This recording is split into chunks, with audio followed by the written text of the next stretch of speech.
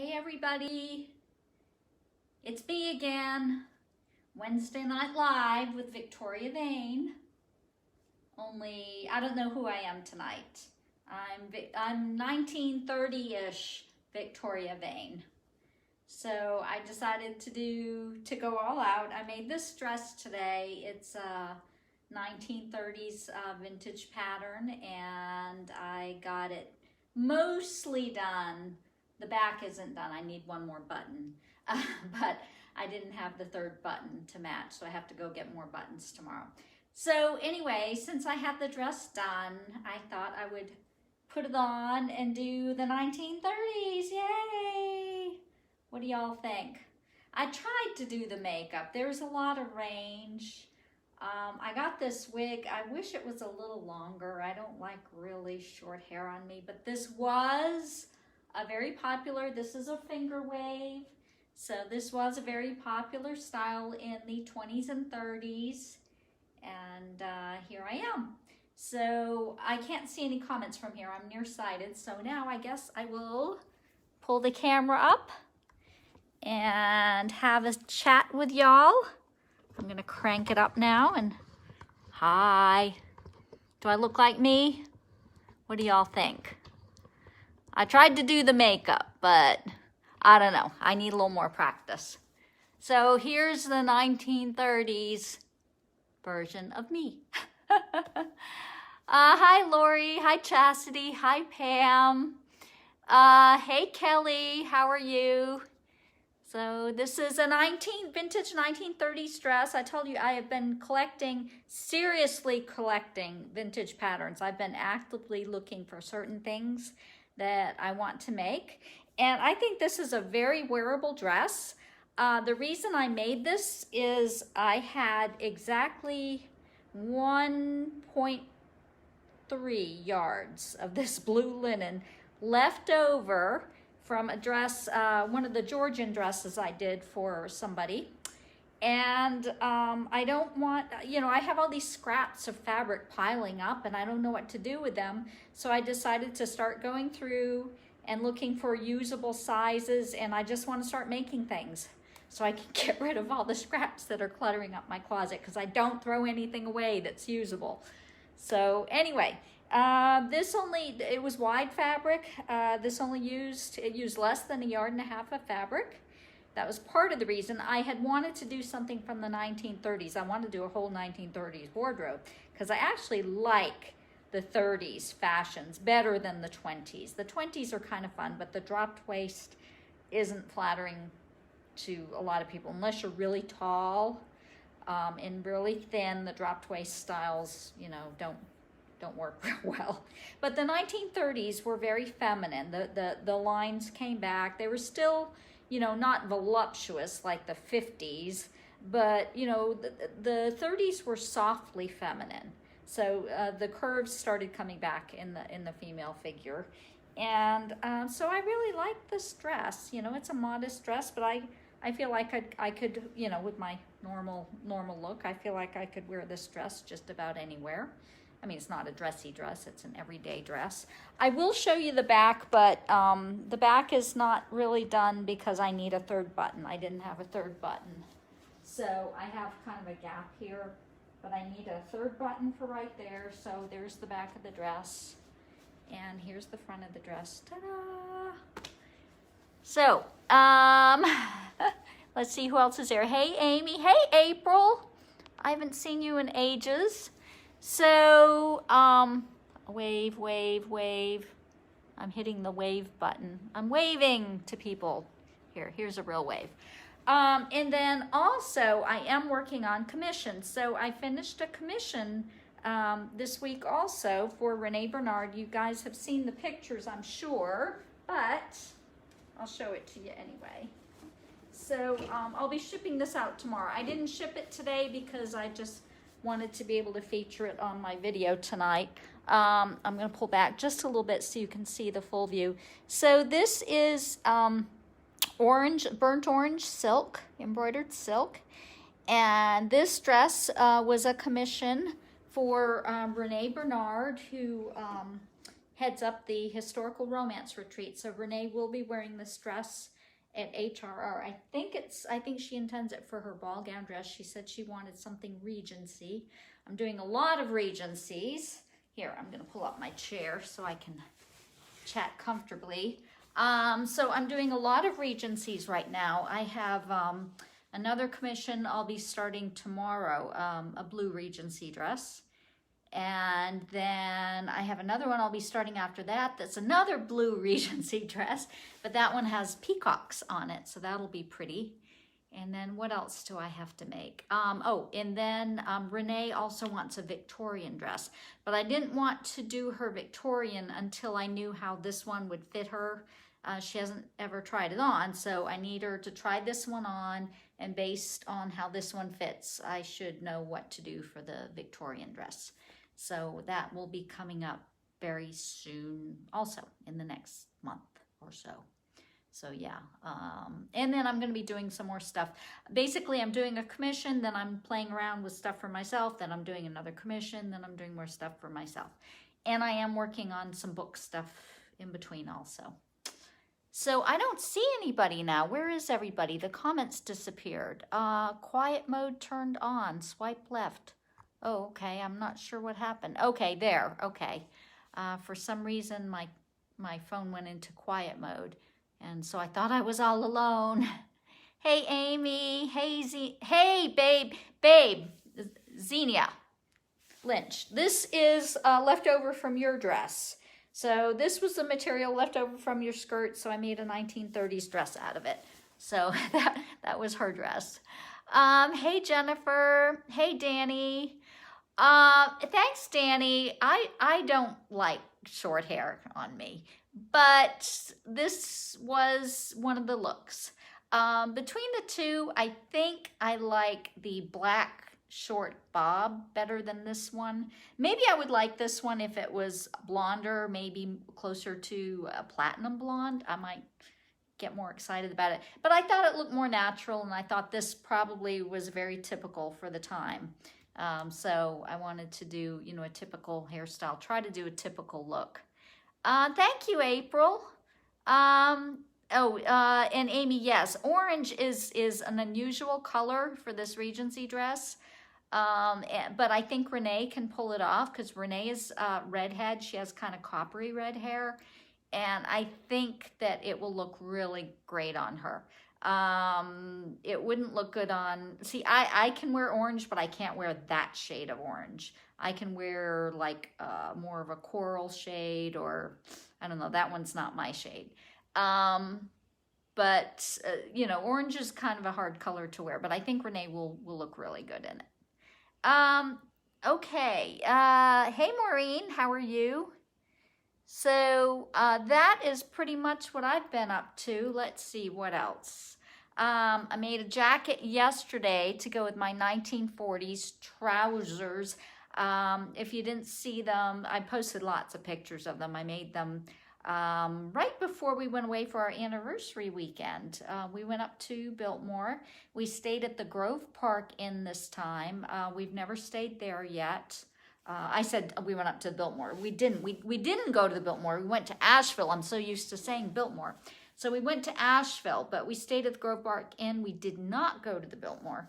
And for those of you who have been or who might want to go, for a comparison between the two, the Grove Park Inn was built, I think, in 1913. It's been around for a long time. They have a spa. It's very famous. A lot of celebrities have stayed there. But to be honest, to me, it looks very, very dated. There were sections of the hotel that we walked through that really seriously needed a refurb. So, if I were comparing the inn on the Biltmore estate, where it's their 4-star hotel, with the Grove Park Inn, the inn is much nicer. It's in much nicer shape. It's also much, much quieter at the Biltmore. The Grove Park was too noisy and too crowded for me. The place is huge. It was nice, don't get me wrong. It was really not. The setting it's in a priceless setting. The view is $1 million view. There's no question. Just the view is stunning from there. But the hotel itself was really, really big, really busy, really loud. Those are all things I don't care for. I like small, quiet places. But I was surprised the food was really, really good. We did the buffet. We normally don't do buffets, but we booked a package that included the Saturday night. They have a very upscale buffet. It's about $50 a person normally for the buffet, I think. It might even be more than that. But they have prime rib, they have king crab. As far as buffets go, it was the best I've ever had. The prime rib on the buffet was the best prime rib I've ever had. I was shocked. It was really, really good. And I'm kind of picky. I'm not a picky eater. I mean, I like everything, but I like the things that I like them to be prepared really well and seasoned really well. And so, anyway, no criticisms at all of the buffet. It was enormous. The selection was fabulous. The food was fabulous. If you like buffets, go there. And then breakfast, same thing. They have a champagne brunch on Sunday. It was fabulous. So the food at the Grove Park Inn was way better than the food at the Biltmore. And it was actually less expensive than the Biltmore too. The Biltmore's very, very expensive if you want to eat there in the inn, in the fine dining room, you know. Let's see. Oh, Friday night, though, when we got to Asheville, we went to a tapas place called Zambra, Z-A-M-B-R-A, and it was fabulous. This isn't the kind of thing we do often. We're not, you know, really super adventurous, but John and I do every once in a while like to go to a place, a tapas restaurant. If you haven't been to one, what tapas is small plates. It's almost like making a whole meal out of hors d'oeuvres. So it's small dishes, just samples of things that you share. And it's usually Spanish or Mediterranean themed. This one was a little bit more Mediterranean, I guess, at Zambra. But we had like stuffed dates. I had lamb. He had hanger steak as our, you know, main course. But what else did we have that was? Oh, they had these pork spring rolls that are really popular. I had a strawberry salad, which was really good. So it was really good. And so if you get a chance, if you ever go to Asheville, definitely go to Zambra. It was good. So, Tina, Betty Boop here. Yes, I'm a blonde Betty Boop. Hey, Sally. Great to see you. Yes, this is not my real hair. Although I do have a hair appointment tomorrow. I'm not going to cut it, but I think I'm going to go blonder tomorrow. I think for summer I want to lighten my hair up. So I think I'm going to do some highlights or something tomorrow. So, so that's what I've been up to pretty much. Just sewing, using up my scraps, working on commissions, celebrating 36 years of marriage. 36 years, wow. Time, it's gone so very, very fast. But, you know, we have a good time. We're happy, you know. So I wish more people had happy marriages. It's not impossible. And that doesn't mean we've been happy the whole time. We've had two times we almost split up. There was one time we lived separately for 18 months, and it was really, really, really hard. It wasn't by choice, but we were already going through kind of a tough time in our marriage when it happened. I had lost my job, and I took a job in Texas. That was in 2010. And so I was in Texas for 1.5 years, and it was horrible. We almost didn't make it through that. And it took a while to recover. You know, I ended up having to quit the job to save, you know, the marriage. So, and things weren't real good. Even after I quit the job and we were back together, it was really kind of rough for about 1.5 years. And then it started to get better again. And so that was one rough patch. We had another rough patch after we'd been married about 10 years. And again, that was a short separation. But so, you know, it's not all, you know, walks in the park, you know, under the moonlight. But, you know, you work through it, and hopefully you work through it. And make it better, you know, learn from your mistakes and make it better. But 36 years now, and we're pretty happy. You know, we're at a happier stage than we've been in a long time, I think. We're both having fun. So my husband's working on houses and I'm working on dresses. But we're both doing things that we love to do. We're both doing creative things. And so I think that helps a lot. And then, you know, and we've started to spend a little bit more time together too. I've started going to the gym with him. This will be week number 3. So he goes diligently 3 times a week, and now I'm going to. I don't love it. I used to like to work out. I'm being honest, I hate it. But I do it. I'm doing it. And when I go, I'm putting all my effort into it. I'm working hard, but when it's done, I'm done. That very first time where I felt that euphoria and felt really great afterwards, that's never happened again. That only happened the very first time. So I keep hoping I'll get that energy surge again, but you know, right now, not so much. Hey, Kendra. Yeah, Jennifer, nobody does, but you know, you work at it. I think a lot of people quit, you know, your feelings change and your relationship changes over time, and that isn't a bad thing. You just have to accept that it's not going to be like, you know, the honeymoon forever. But that doesn't mean it's not a good thing. You grow closer and, you know, but you have to work at it sometimes to keep it going.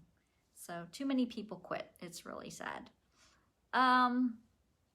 Well, I guess that's all I have to say tonight. I don't know what else to say. I'm not seeing any questions other than comments about the Betty Boop hair. So next time, I'll try to do something else. Let's see.